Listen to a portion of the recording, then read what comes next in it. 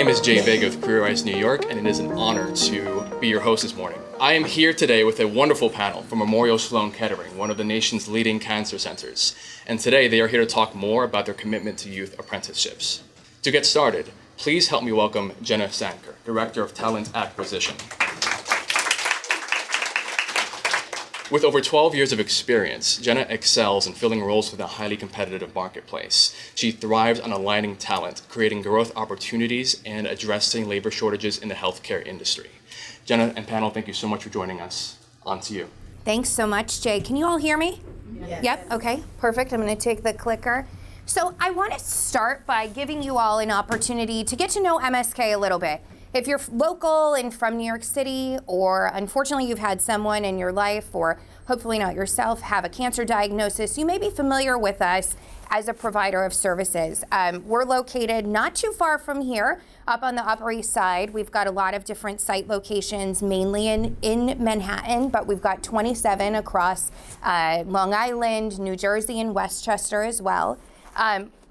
Along with these folks, we're about 20,000 employees strong. So we're not small by any means, and truly we are a mission-driven organization. I can say in the almost 9 years I've been there, all of the folks, whether they're faculty and physicians, or nurses, or radiology techs, or environmental service aides, or early career talent, everybody's there for the right reason, which I think is a very big and bold statement to make, but it really resonates, and it's something that we think about not only in our hiring day to day, but as we're building out our programs and our practices for the future as well.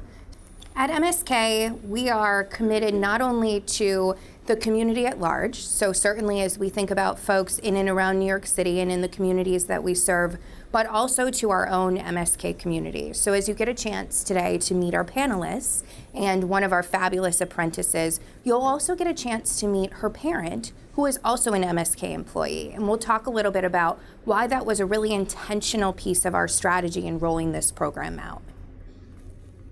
So I wanted to give an understanding of what our apprenticeship looks like today. So we partnered with CareerWise in late 2020, which was an interesting time for us as an organization, right?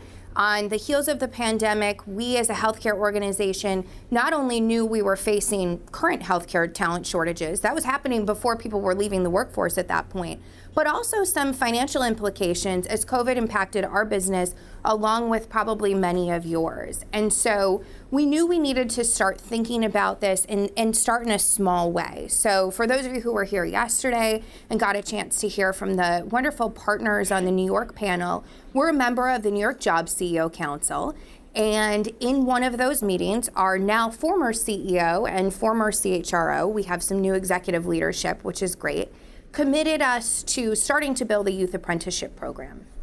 And we didn't really know at the time where to start. And so for those of you that are thinking about what could this look like in your city, in your organization, for some of your partners, we really thought about it in the sense of course, where do we need talent, right? That's first and foremost. Where can we create opportunities for youth that are not going to just be an entry point into our organization, but are that are really going to give them a pathway towards economic advancement? And then the third piece that I think was so critical for us was thinking about the right stakeholder partner internally, right? We know all leaders, department heads, hiring managers are not equal in their commitment to thinking differently and change management and new ideas and thinking about talent in a different way. And so we found a partner. His name is Aaron Tappan. He's the director of our materials management group and supply chain. And so again, thinking about areas that we know will not be at risk of automation as we move forward, we started with that group. And so in 2021, we hired our first 2 apprentices, which may sound very small, but for us, we knew it was the right way to start. We wanted to be nimble. We wanted to have an opportunity to think about what was the experience going to be for these students? How was it going to work with their high schools, right? Which was one of the things that we learned early on. The high schools were just starting to get underway and thinking about this half day at school, half day coming to work and get credit for that. And not all of the schools that were in the initial cohort were kind of set up the same way. And one of the other things we knew we wanted to do was give the opportunity to the children or dependents of our own employees, right? So when we used to have, and now I'm dating myself, but at the early part of my time at MSK, we used to have a friends and family summer program, right? So think summer help, summer interns, if you will. And it very much was, my kid needs a summer job, pop them in here. And wasn't equitable, wasn't the right way to do things. Ultimately, as hiring needs changed and quite frankly, 2020 kind of reset things for us, we recognized that there were a great opportunity to have some accountability from the student perspective. If your parent or your grandparent, aunt, uncle, neighbor, someone is working there, you're probably less likely to stray, right? Or do something that you shouldn't be doing. So we knew that that accountability piece was going to be key for us, just as it had been when we used to have, if you will, a friends and family program. And so what we did is we introduced it to all of our staff who had dependents within a certain age range, right? We didn't necessarily know what schools they attended. We did a little bit of a zip code radius, so we had a sense that they, we weren't sending this to folks who were working remotely outside of New York City or folks who were in New Jersey or Connecticut. And we asked them to join an information session and learn more about what this program could look like for their child. And we learned some things during that session, right? There were students who didn't attend schools that were part of the CareerWise system who might have been interested. There were students who would have been interested if we had other business operations or healthcare pathways. And so it really gave us a sense. So we started small with 2 students the first year. And since then, we've really been proud to grow to now have 15 students this year. So as of, I think it's this week, we've had new students join us, and we've added 2 additional business operations group. The Office of Development, which is our essentially our fundraising group, or our major charitable gifts group, and the Office of Finance. Again, 2 additional pathways for students.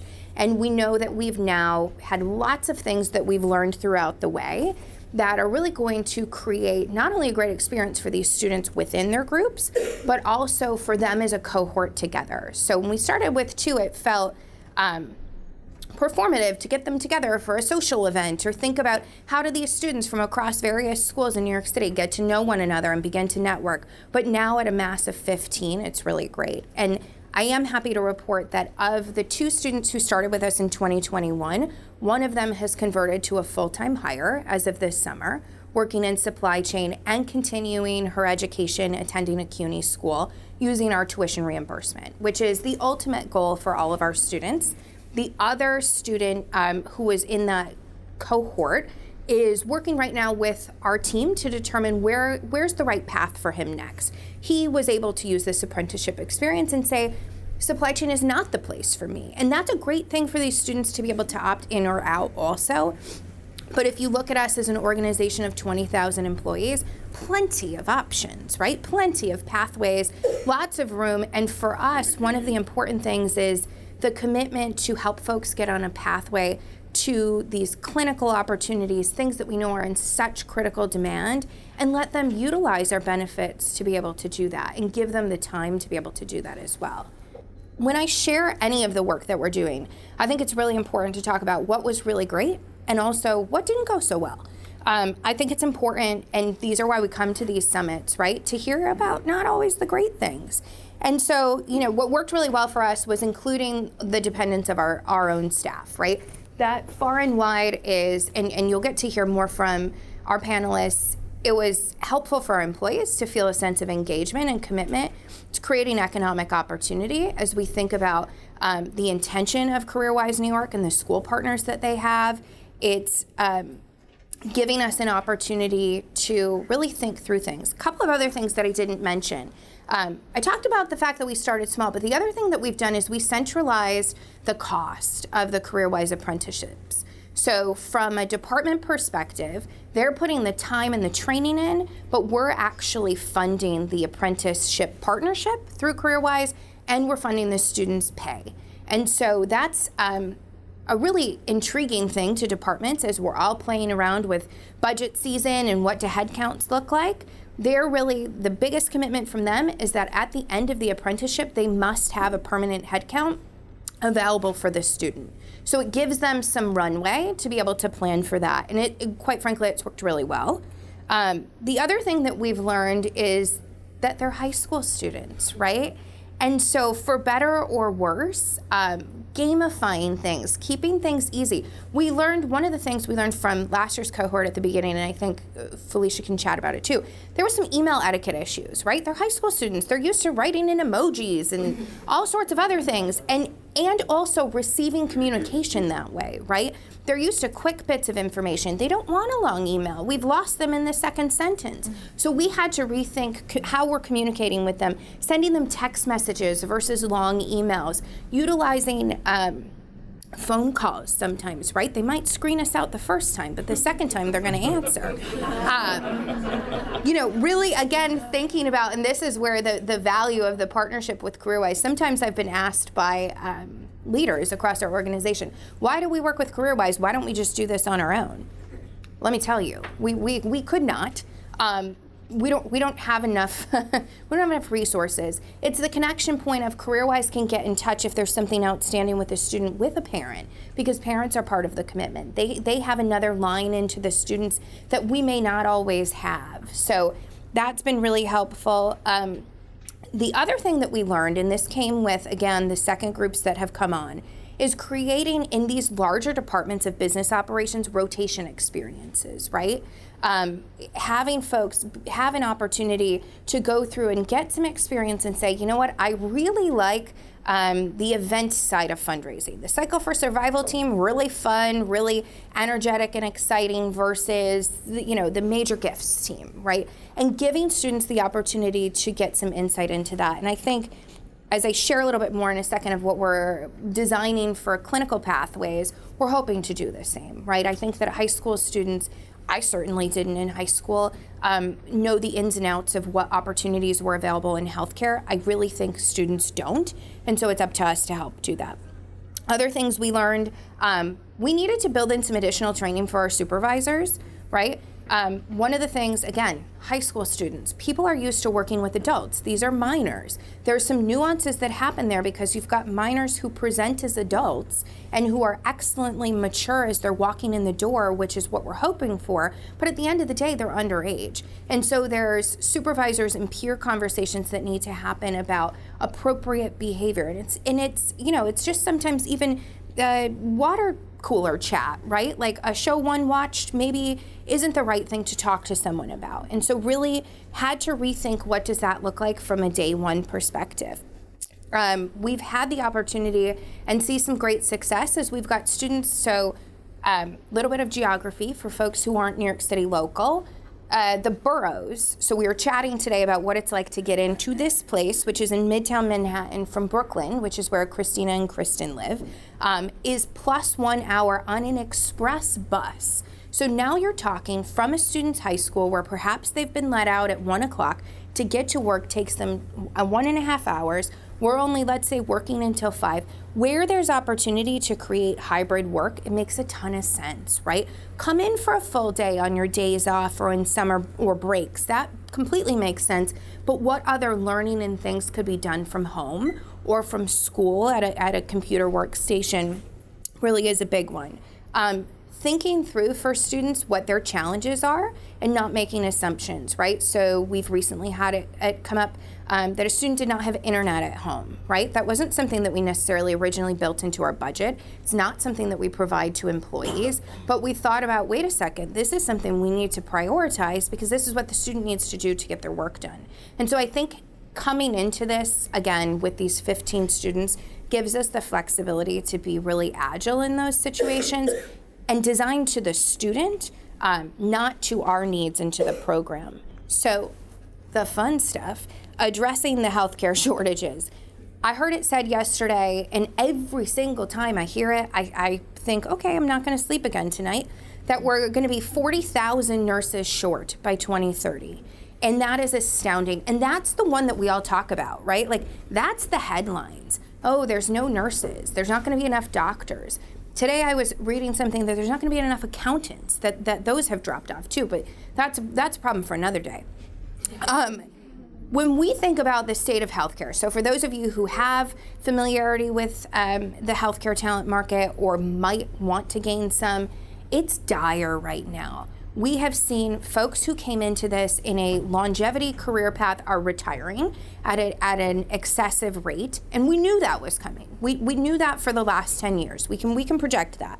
What we didn't project was what the impact of the pandemic was going to be. What we also didn't project was the fact that students now are getting less information and less career planning in high school in terms of what are these options and pathways. And sometimes it's just getting them in the door, right? So be it in an apprenticeship or even just in an early career role where they have the opportunity to come in and get some awareness and availability and understand what they could do and then get their degree paid for by an employer, which is the real end goal here. I think for us, the other piece that's been tricky is we've started to think about what apprenticeship looks like in the clinical spaces. It's really regulated, right? So when we think about healthcare, and so whether it be laboratory medicine or nursing or radiologic technology, they're very regulated in the sense of there's schooling required, there's clinical hours and clinical placements required, which in our case, we can support some of that, right? But we don't, great example, we're a cancer center. We don't have mother-baby nursing units, right? We simply don't support that. And so now we have to find other hospital partners to help us be able to do that. And I have to say, that's the great thing about being part of the Jobs Council in New York City is that most of the big healthcare players are at the table. For the first time in my career, we're all having conversations about New York City healthcare talent versus this is mine, this is yours, let's not steal one another's, which is really remarkable. So where are we starting? We're starting with rad techs. So in simplest terms, these are x-ray techs. These are the folks that in a hospital setting and or in, ambulatory care settings are doing your services, right? And so many organizations, us included, know that there's significant shortages here, right? So if we go to the basics of what's required for this, it's an associate's degree, it's clinical training hours, and it's licensure.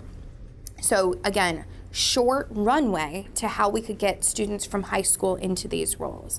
One of the things that MSK has recently changed, as I think many other hospitals are as well, is the addition of this job description called radiology aid. So again, think back to any time you've, needed an x-ray for something, or you've had a mammogram, or there's been something that you've been doing, and the tech comes out to the waiting room to get you, right? Brings you back in, gets you sorted, maybe has you change into a thing, gets you back into the room, etc. If you think about that from an efficiency perspective, not super efficient use of this licensed person's time to be doing that piece of work. Whereas if they could just walk into the next room and the person was already set up, that would make a lot of sense. So organizations, including ours, have now built in this new role called radiology aid. So it's an entry-level role. It's a place for folks to come in and start, really get an understanding while they're pursuing, in all likelihood, a rad tech degree, which is going to bring them up. And so that's what we have designed our apprenticeship program to be.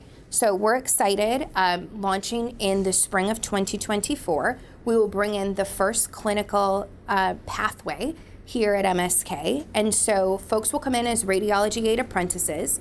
They'll spend a good chunk of the beginning just understanding the hospital and healthcare space, right? Again, I can't imagine if you're a high school student who hasn't had any reason to be in a hospital, you wouldn't understand the inner workings. So I think we've got to take a step back and think there versus an adult who perhaps might be further along in just their own life journey. So we're going to bring them in, get them sorted that way, and then begin their radiology aid training. At the same time, we're letting them begin, as soon as they're able, which we're thinking will be September of next year, the prerequisites for that associate's program. So we're excited at MSK. We're launching next year a direct bill, no fee degree program with certain online programs. So they'll be able to participate in those, work part-time as apprentices, get their college credit part-time working on that. Then they'll go into their formal associate's rad tech program for about a year or so. They'll be able to do their clinical rotations with us, all while being paid a wage. And then as soon as they've received that licensure, they'll convert into rad techs, which we're really excited about. But that's not the end of the journey for them, right? We're really thinking about the furthered continuum. And so from there, there's all sorts of different radiology specialties or advanced modalities as they're called. So once folks are working in the rad tech role, they can then go on to receive additional certifications to continue their pathway. Or for folks who really find that they're excited by this field, they could go on to be a radiologist assistant, which think is similar in a provider sense to a physician assistant or nurse practitioner. And so we're really excited that it's not just a one-stepped pathway for these students, but it's really further. So we're excited. The department is thrilled because it really aligns with what they were looking to do. And, I just want to finish kind of my overview of what we were thinking. We're hoping to start here and then continue into what does it look like for nursing, right? We know that is the big elephant in the room of what we need to solve for.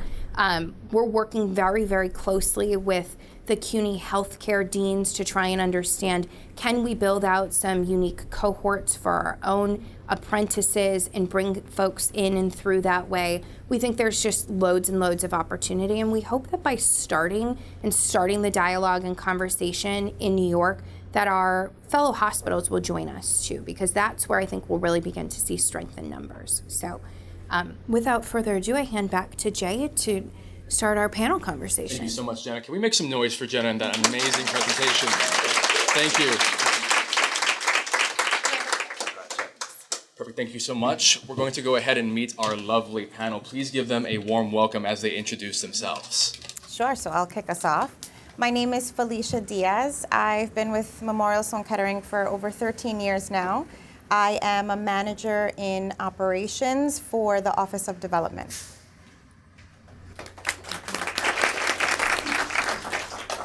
Hello everyone, my name is Kristen Cajell. I'm an intern in development, and I've been with MSK since October of last year.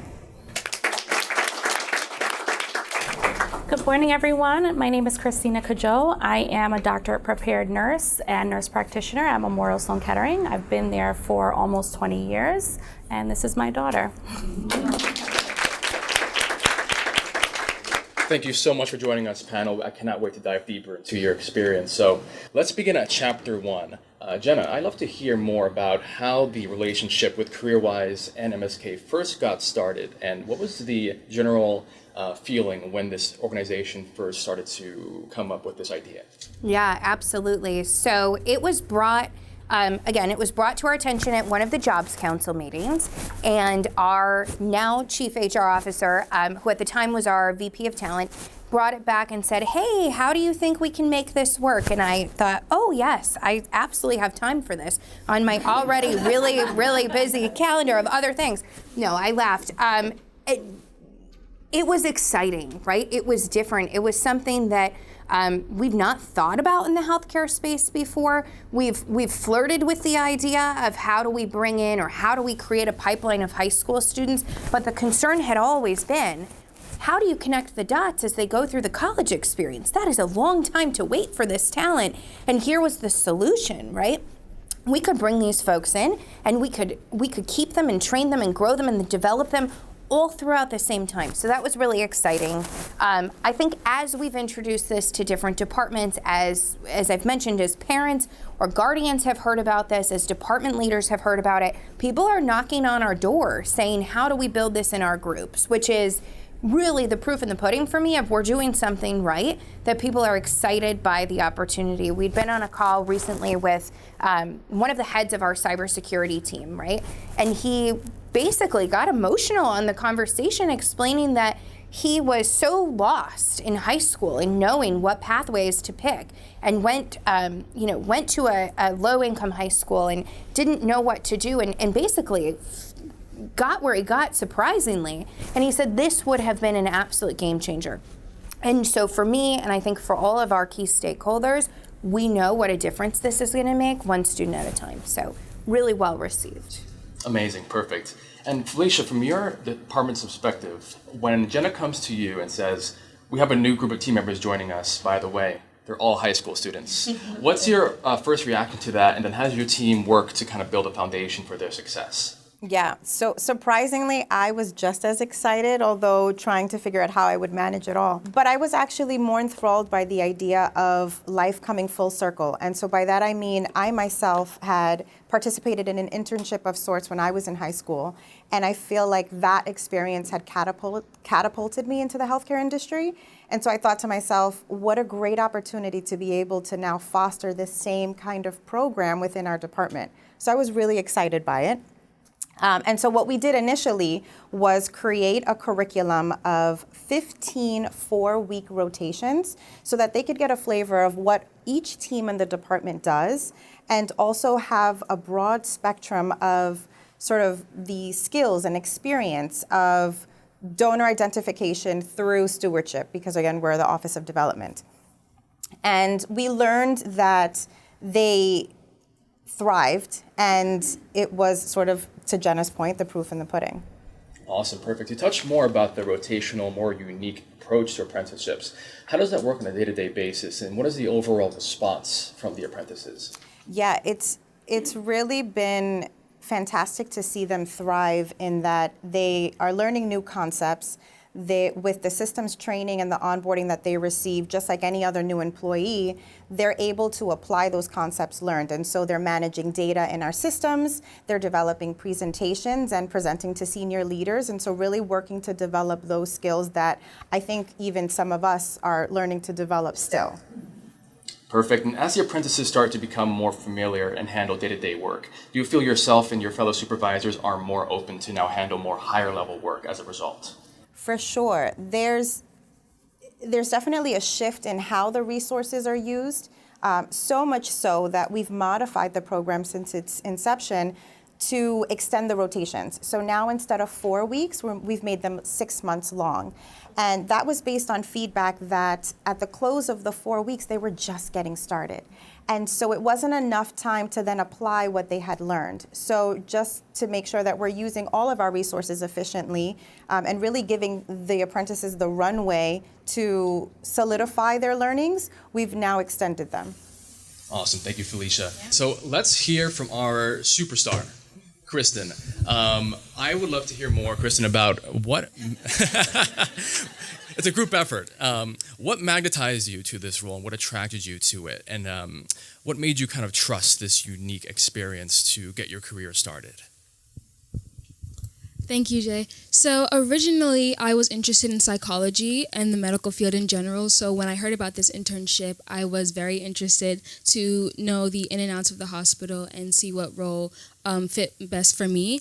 And I decided to apply because I was interested in the business things that it was teaching me and just learning how to survive in the real world, in the office world, because high school really doesn't prepare you for that much.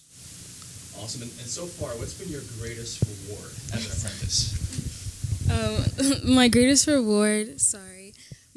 reward would be connecting with people and finding that there's really a place for anybody in development and seeing where everybody came from. I'm sure a lot of people in development did not know that they would be in development when they first started. So it's really interesting. And just networking with people is a really good skill that I've learned. And I think that's going to benefit me and a lot of the other apprentices that are coming up as they go. Awesome. And on the flip side, what is an unexpected challenge that you faced so far in your journey? I would say the most challenging thing is being a senior in high school, a high school student. You know, the demands of college applications, recommendations, and just trying to juggle that and the apprenticeship. But I found CareerWise and Felicia and everybody has made it super helpful for me to do that. And one thing that I learned that I didn't expect was that Zoom fatigue will sneak up on you and it will get you very tired. But, you know, you get used to that. Awesome. Thank you so much, Kristen. Felicia, back to you. The cornerstone of apprenticeships is creating meaningful work for them to feel that they can really grow within their career path. How does your team facilitate that and make sure that there is a constant path towards advancement in their careers? Yeah, thank you. I think that it starts with a conversation. It's not assuming what it is that they want to learn and also not assuming that they know the basics. So we went back to basics, and it's thinking about things like PowerPoint and how to schedule a meeting in Outlook, and what questions should I ask, the people that I'm networking with. It's really going back to basics and giving them those fundamentals to create a foundation with which to then grow off of. Amazing, perfect. Thank you, Felicia. I think a lot of us in this room have fantastic, rewarding careers that we're blessed with, but I know for sure there's only one job that is as rewarding, as perfect, and as occasionally frustrating as being a mother. So I'd love to hear from you, Christina, about your kind of reaction to this new opportunity for Kristen. When she first brought it to your table, what was your reaction to that news, and how did you kind of support her to help her understand the gravity of this opportunity?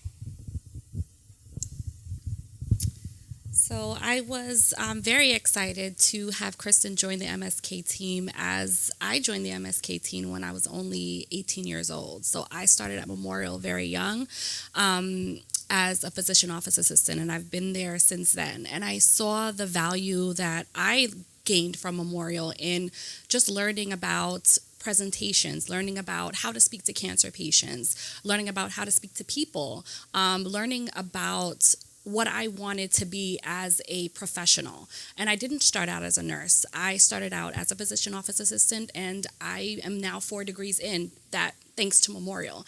And I wanted those same type of opportunities for my daughter, but I also, as Jay said, being a parent is extremely hard, probably harder than being a nurse. And trying to guide and pivot this person who knows exactly who they are at this point and what they want, and it's not what you want, and trying to also understand that they have their own pathway and their own lives, and how do you guide them in the right direction and not make them who you are. So when I was Kristen's age, my parents gave me 2 choices. You're going to be a doctor or a lawyer. I didn't want to do either, but I was already working in the healthcare space. And so I said nurse will be the natural progression for me.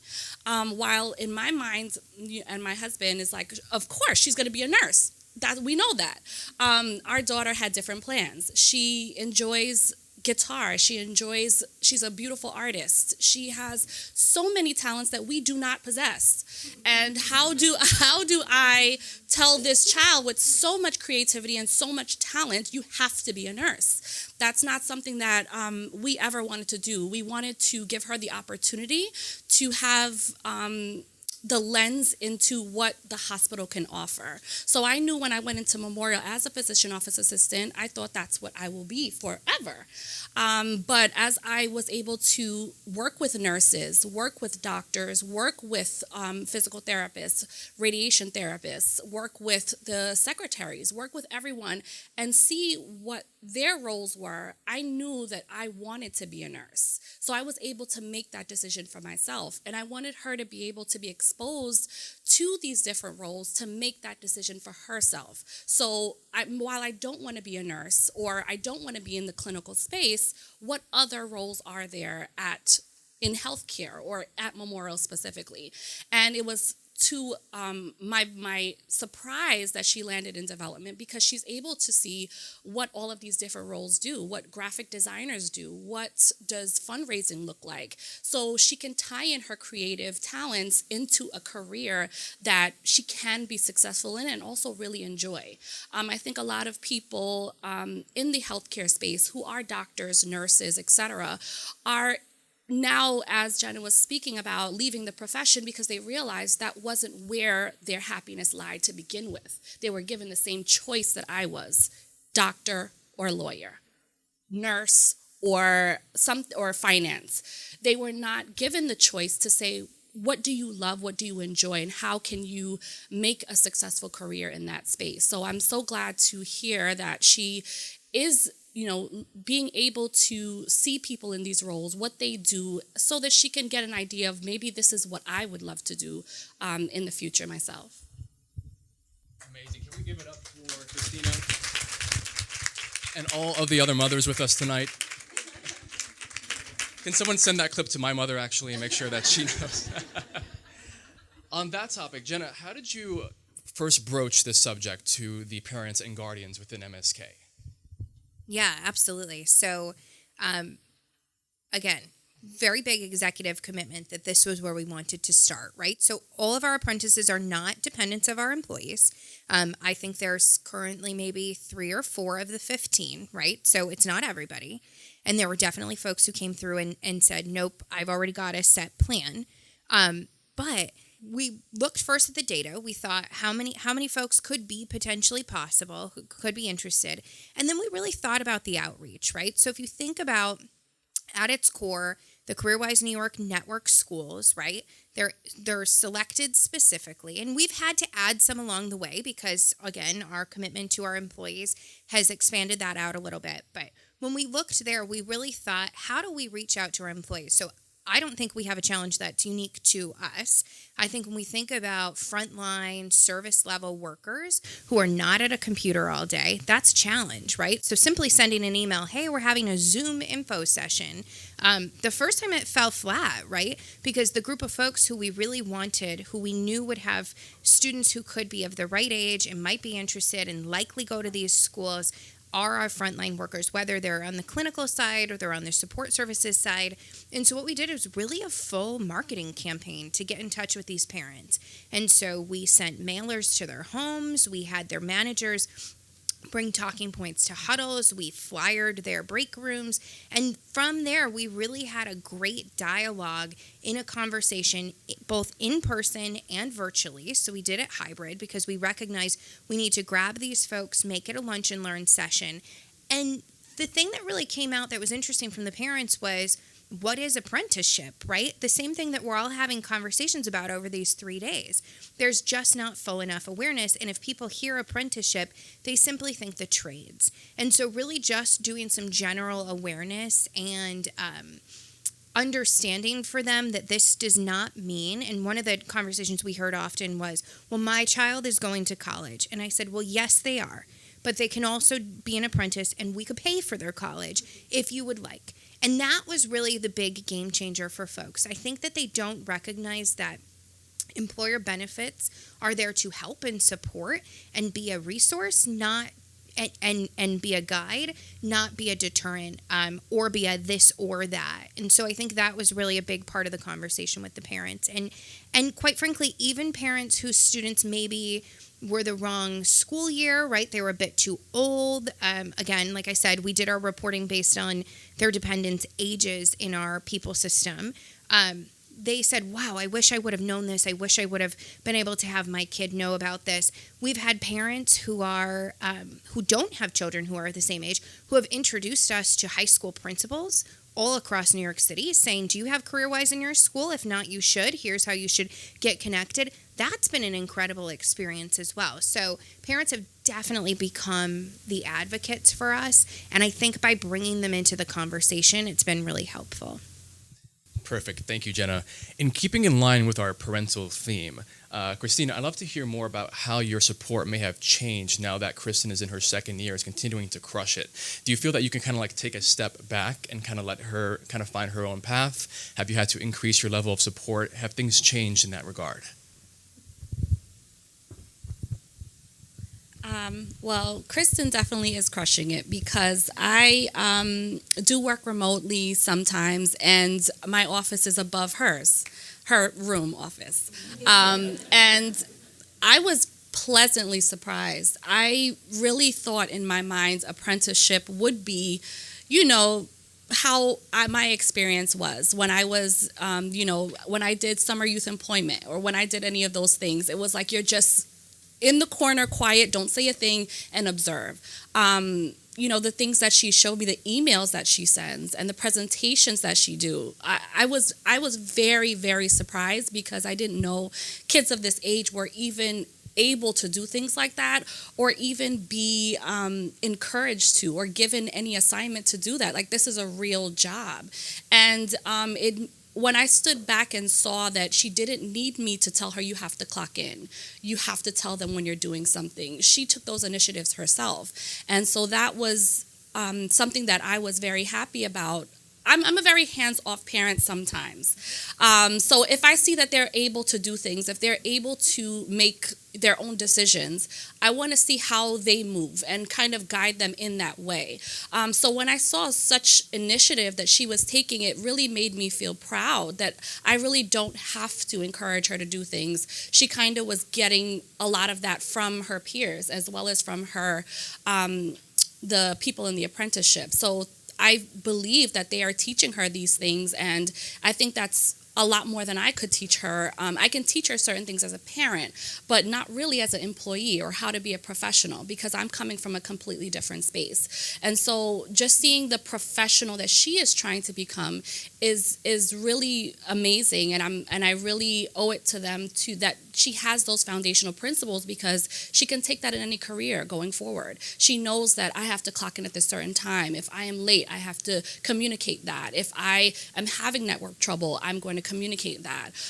Just being able to communicate on a professional level. So these are things that, while in my mind, okay, this is what you're going to have to be behind them as a parent, because this is so new for them. But it came very easy for her to do these things. And maybe it's because she hears me in my meetings or hears me and sees me. And I think as a parent, you're always the example. So setting the example for your child is something that I've always wanted to do, but also have her lend her own lens to it. And I think that, it's been going great. I haven't had to be behind her at all. She's showing me the emails that she's done.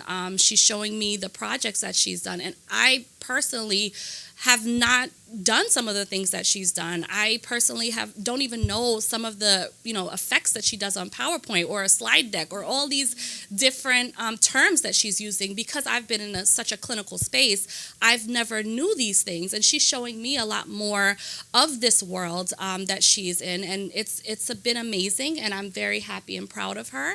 And it gives you hope as a parent that I think all you want is that your child can work independently in a space for themselves and be able to thrive. And I think it's just comforting to know that she'll be okay.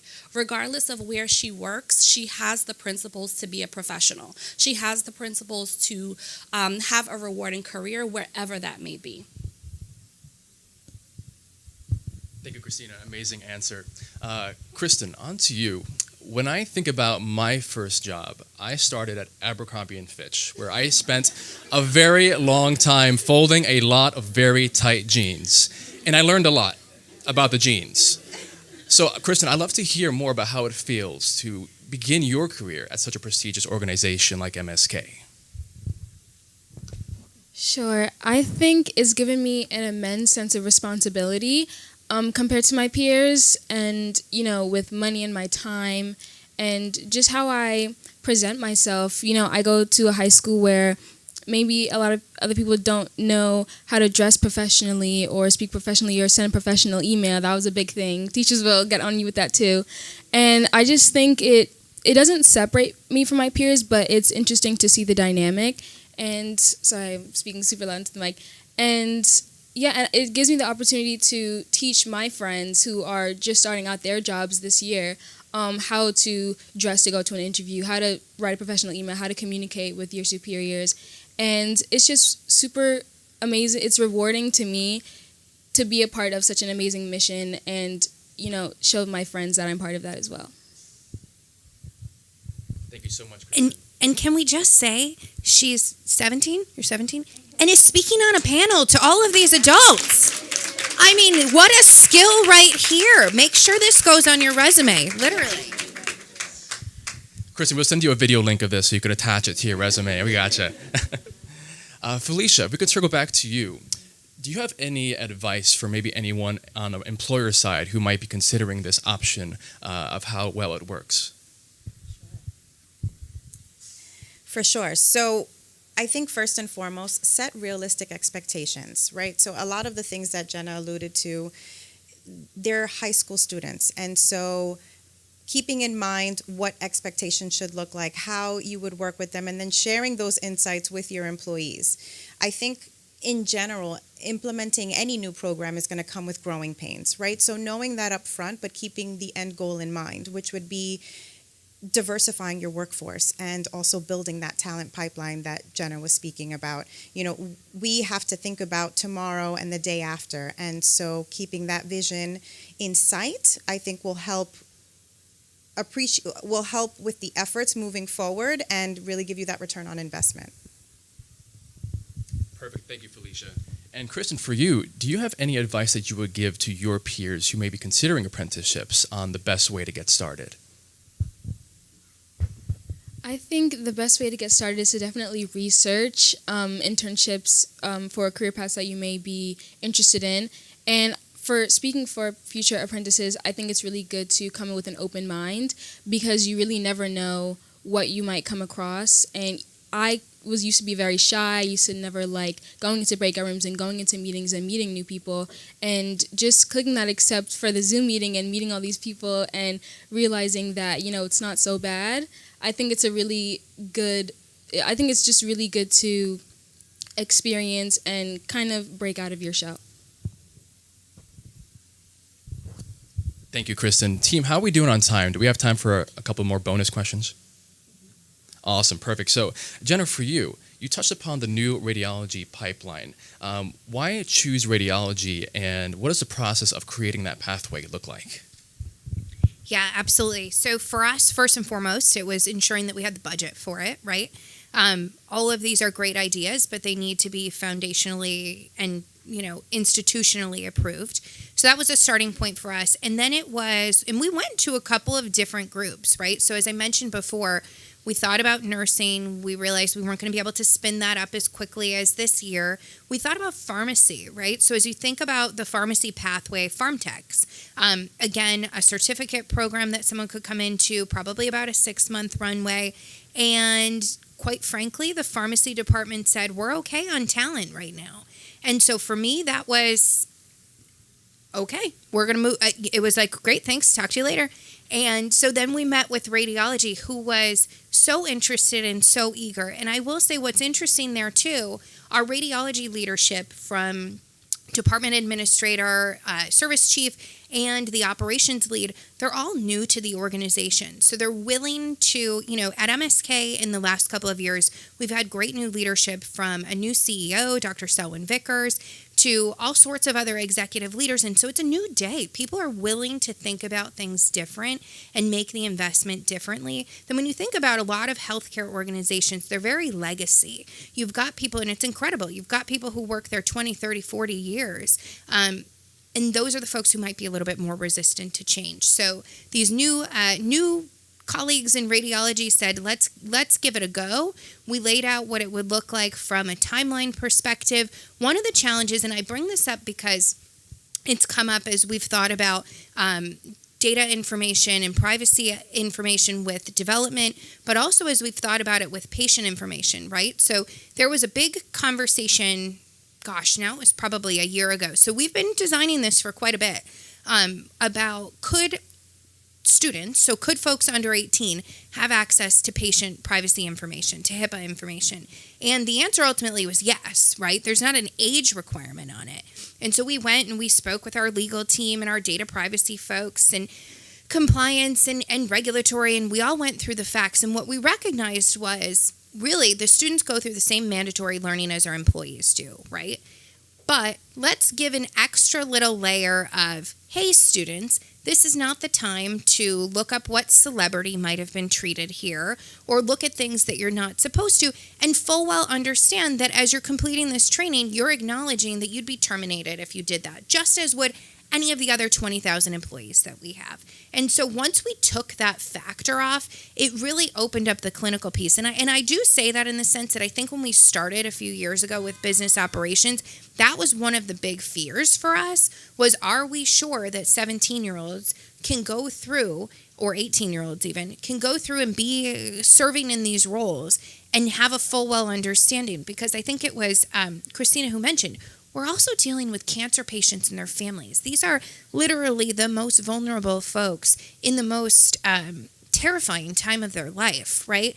And so we want to make sure that we're also selecting students who are mature enough to have empathy that they need to have and be able to display that and be able to, even in the development role, understand that the donors and folks that you might be engaging with are likely a part of our community for a reason, right?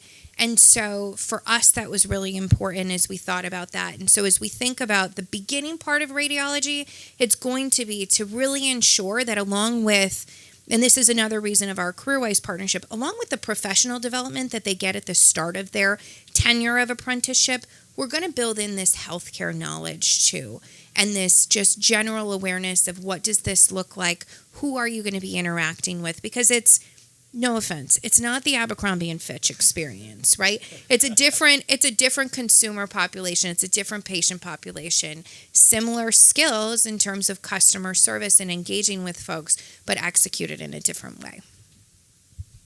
Amazing. Thank you, Jenna. And from a general point, question.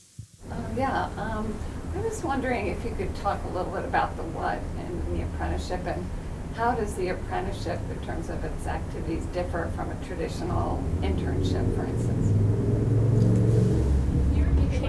Sure. The question was, can you talk a little bit about the what in how apprenticeship differs from internship? And so I think for us, the way that we've designed it at least, and so I can't speak necessarily for the other breakout room groups who have some different tracks, but for us, we designed it with a longer runway, a longer amount of time, right? So the apprentices are assumed to be coming to us for 3 years. So they're coming to us for their junior year of high school, their senior year of high school, and we're asking for the commitment post-high school as well. And in that third year, we're assuming that they're beginning their formal education, should that be the choice that they're choosing to go down, right, as funded by us. And so it's a much longer experience. The internship programs that we host, so we host college internship programs in some different areas. They're much shorter. They're 10-week programs. They're kind of in and out. They're giving folks a taste. I would say we try to make all of our internship programs in other areas, be it our nursing externship program, our digital and technology internship program, hands-on and project-based as well. But this is definitely taking it to a much deeper level of understanding for the students, of really true skill development. I think in each of our 3 areas, and then fourth being radiology, we're very confident that the students are walking away having been upskilled in areas that they had not been previously. And do they also get education credits, certainly during the high school year? Sure, yes. So this is counting as part of their, I don't know if we're calling it their special credits or like their specialty credits.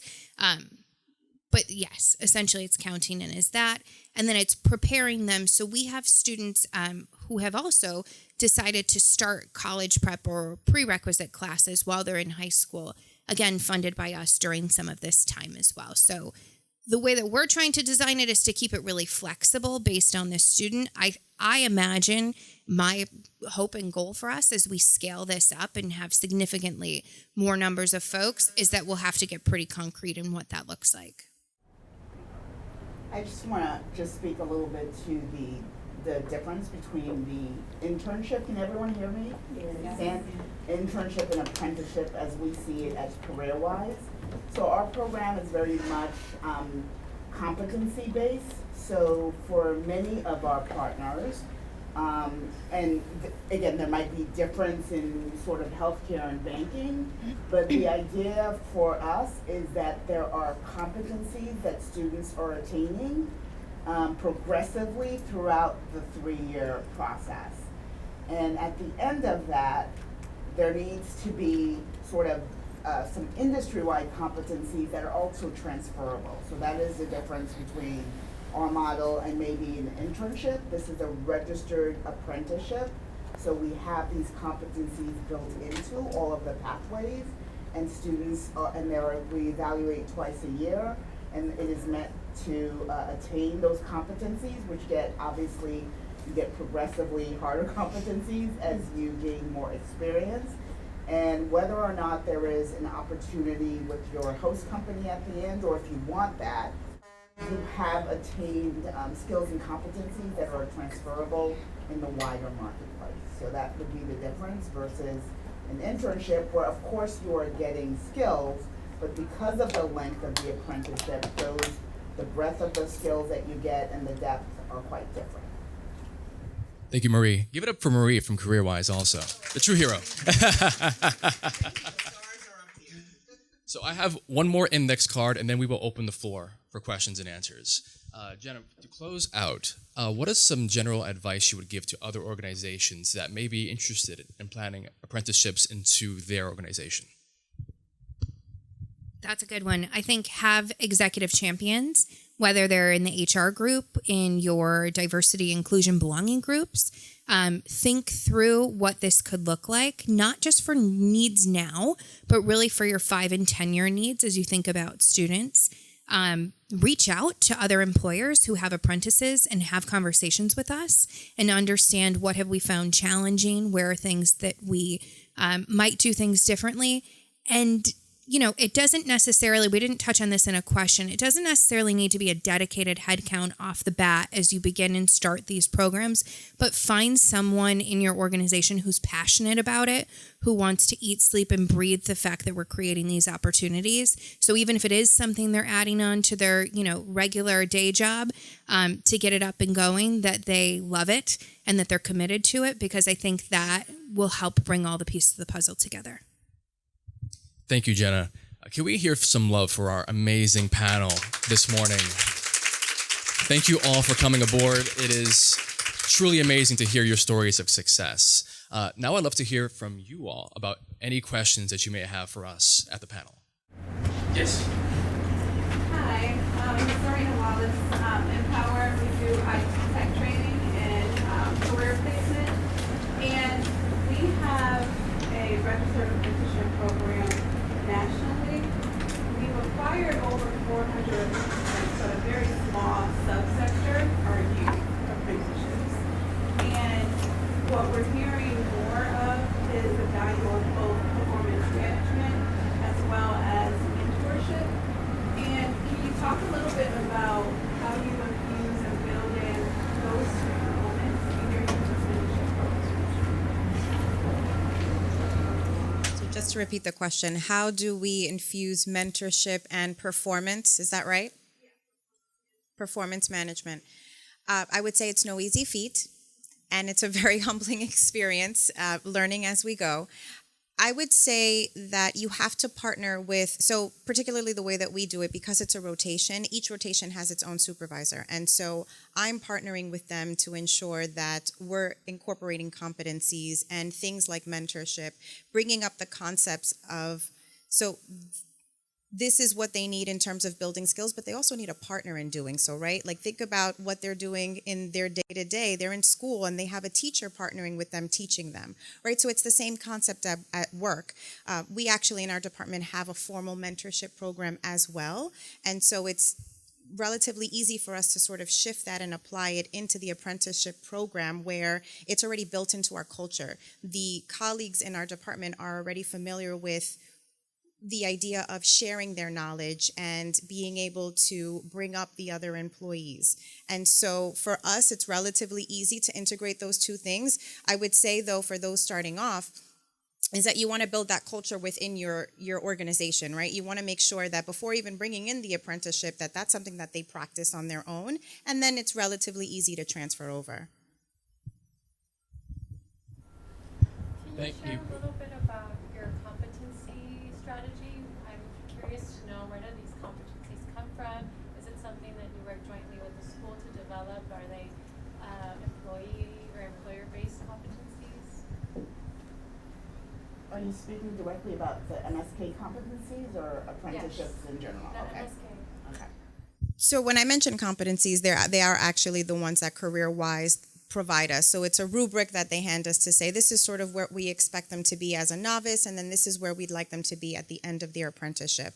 And so we collaborate with CareerWise, Jay in this case, and there are sort of surveys that we complete periodically to indicate where they are on that spectrum, and we have conversations about how we can continue to move them further along. So they come directly from CareerWise in this case. And we are working along pathways, also with the Department of Labor, to actually figure out the competencies. There are general competencies, and then there are those for specific pathways that we would review and then share with the employers.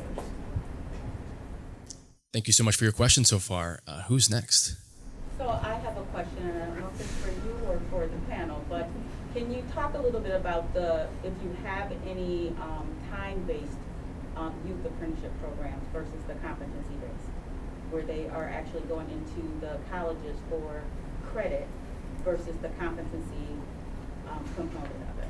So we are a competency-based apprenticeship, but there is a time component that's about 1,000 hours for the length of the apprenticeship. And currently, we are working with NYU School of Professional Studies, as well as working with Jobs Council is working with some CUNY schools, and we are working to get some credit for prior learning, so that when apprentices finish their apprenticeship, that their work will stand for some portion of credit towards an associate's degree in the case of NYU. So that is something that we are currently working with, and we're also trying to see if we can have a dual credit, whereby we're also working with New York City Public Schools, so that's some credit. So as you can imagine, a little bit of detailed work has to go into that, but that's something that's on our radar to get that dual credit for apprenticeship. Thank you so much. So my question is related. What is their curriculum that the students are learning, and who is providing it? Department-based, right? So it depends on, so I think Jenna mentioned that we have supply chain, finance, development, and so it would be department-specific. In our case, we thought that it would be most appropriate to get a broad overview of the entire department and then take a deeper dive into one of those teams of their choice, alongside what the departmental need was as well. Jenna could speak a little bit more to how the others are structured, but I would say it's department-based.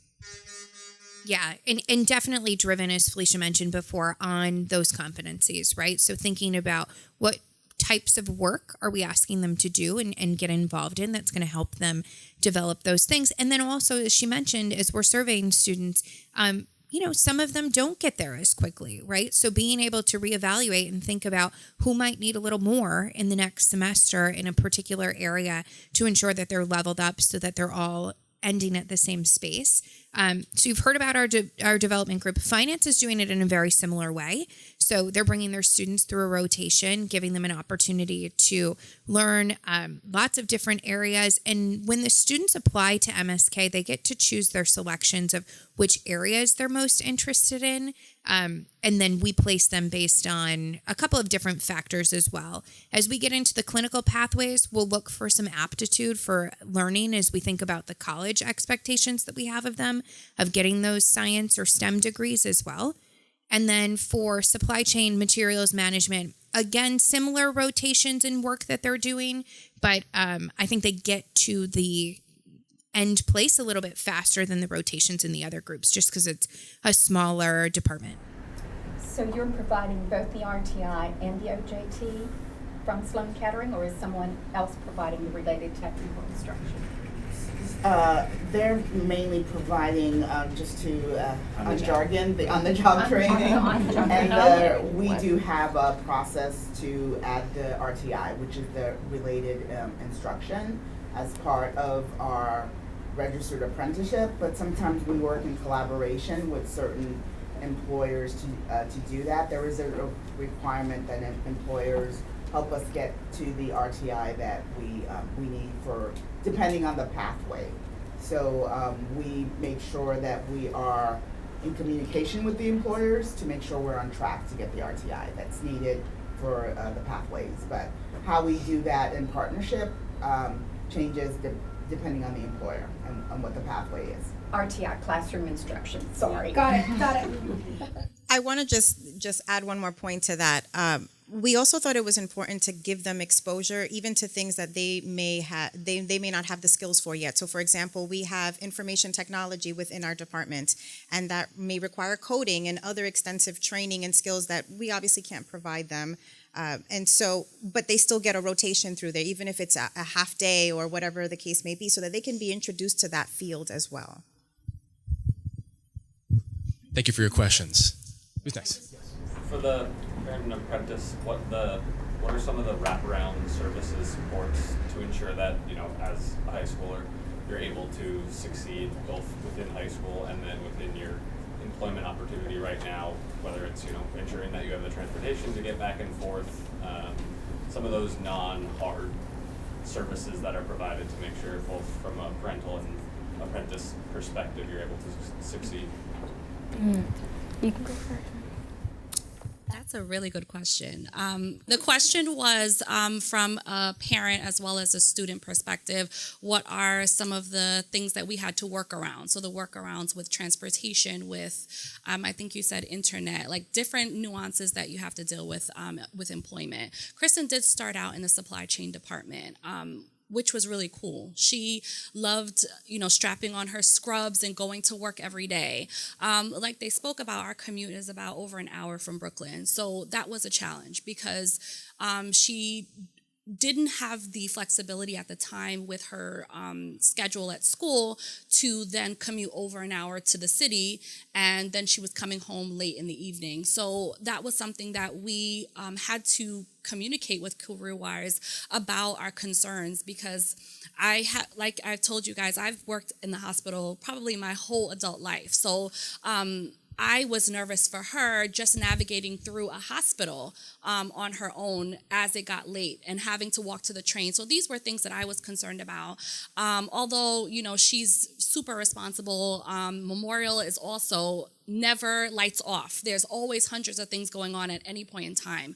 But one thing I did hear from the other panelists were the communication aspect. So communication with CareerWise as well as our MSK point people was really, really seamless, really understanding, and something that as soon as I brought my concerns to them, they were able to say, well, what other things can we have her do?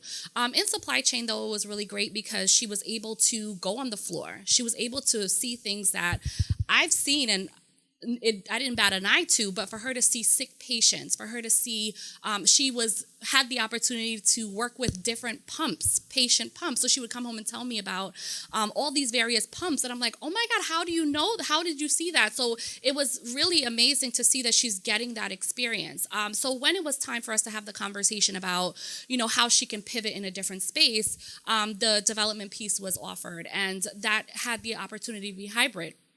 So perfect. That was amazing. She could come home from school, decompress, do a little homework even, and then get started on her job.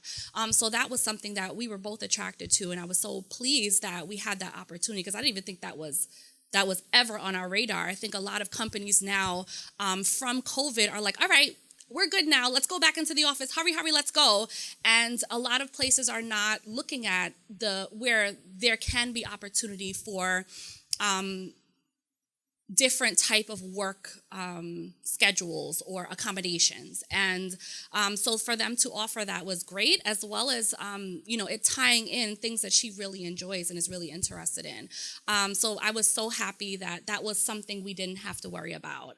As far as, a lot of the different issues with network, we haven't really had a problem with that. And as far as the schedule-wise, I feel like they've been super flexible. So anytime she has something going on with school, so as a senior, there's so many different things that she has to do. Also, unbeknownst to me, a lot of the college visits are like during the day, during Monday to Friday. How do people even do that? So us trying to navigate through that and traveling to go to these colleges and discussing about college or, working on her college essay, these are all things that we're trying to do together. And the flexibility with her current apprenticeship has really allowed us to do that. So the flexibility and the communication are top tier in this program. And that's something that I was pleased to, because I'm really someone who is flexible as well, but I'm also like, I want what I want. And if this is not something that can be flexible for my daughter and for her career goals, then I'll be like, forget that. But to me, I think that the value in what they've offered her, as well as being flexible for her, has shown her that there are different ways to work. There isn't just, okay, you have to do this, you have to do that. There's flexibility in careers and in choices and in training, which I don't think as a student I received. It was like, this is your rotation. expectation. You do this or you don't get paid, or you don't get credit, or you miss a session, you missed like the whole thing, and you're like, it's really was never flexibility. Whereas here, they're understanding of her schedule. They're understanding of sometimes there are, workshops and meetings that she has to attend. It's always I always see that she's emailing Jay about check-ins, like how your week was. I think I see her typing that out as well. So they're checking in all the time to ensure that, she's progressing in the right direction. I don't know if you want to talk as well about it. You said everything that I was thinking of perfectly. Yeah, the flexibility communication is really great, and I think that would be really great for other institutes to execute.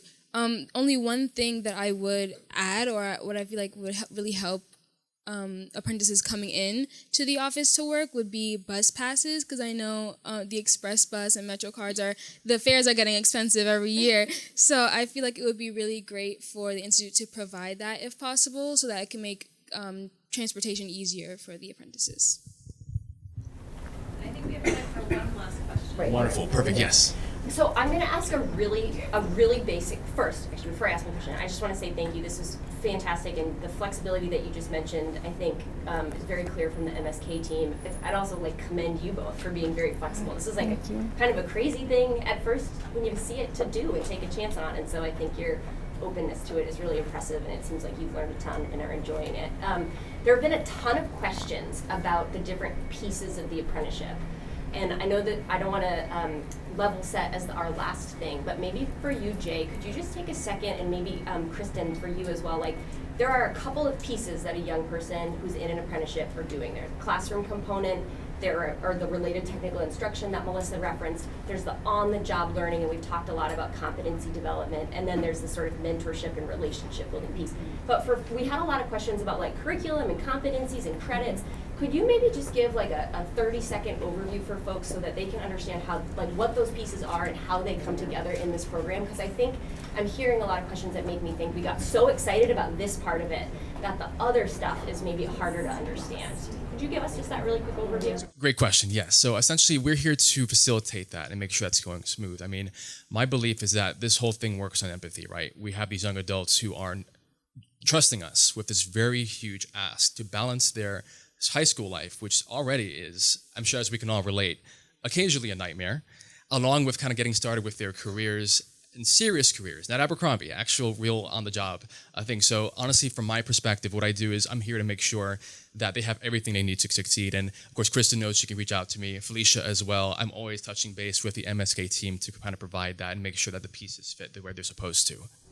And if I could piggyback on that, just to talk about, I can stand up. It's okay. I can speak louder. So if I can piggyback on what Jay said, so our apprenticeship is career-connected learning. So we start in the high school, where we have built a co-created curricula with the schools that are in our program to help students prepare for the apprenticeship.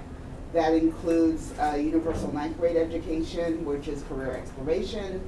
Then we move into career development, and we address some of the issues that came up here, which is how to use Microsoft Office, how do you create a professional email. So we understand there's preparation that is needed to go into the program. When we are recruiting students, we are preparing them for the job, but we're also speaking to our employers. Again, many of the things, because it's perfect up there, they do it just right. We are talking to them about what it's like to have a young person in their workplace. And above all, they are high school students.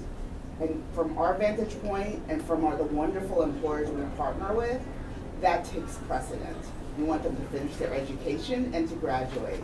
So if there is a test that they need to study for, that flexibility is built in, and that is a conversation that we've had with the employer, with their parents. That is number one. They're high school students, and then they graduate. And then we built in the various flexibilities. We understand youth development. We understand that there are things that if we tell them, one of the things that we talk about when we do supervisor training, for example, not that we want them to go get coffee, because we want them more competencies, but if you were to tell a young person who just came into your employ that we're going to need coffee for this meeting, someone who's been working there for a long time knows exactly what to do. But you need to tell them, where are we getting the coffee? How are we getting the coffee? You need to build, and the competencies and the job descriptions help you do all of that. So we think through all of that. And then we have the related training that goes into that. So we've been giving the universal wrap up, but we go from the school, we go from the onboarding, and then on the job and related instruction work hand in hand. Jay's team, which is on the employer team, is lockstep with the employers to walk them through that process. So we do weave everything in together. Some comes before, and then some is intertwined while the apprenticeship is going on. And then I'll shut up so we can thank this amazing panel. Thank you, Marie. One more time, can we hear it for Jenna, Felicia, Kristen, Christina? Thank you so much for joining us. It's been a pleasure, and thank you all for joining us this morning.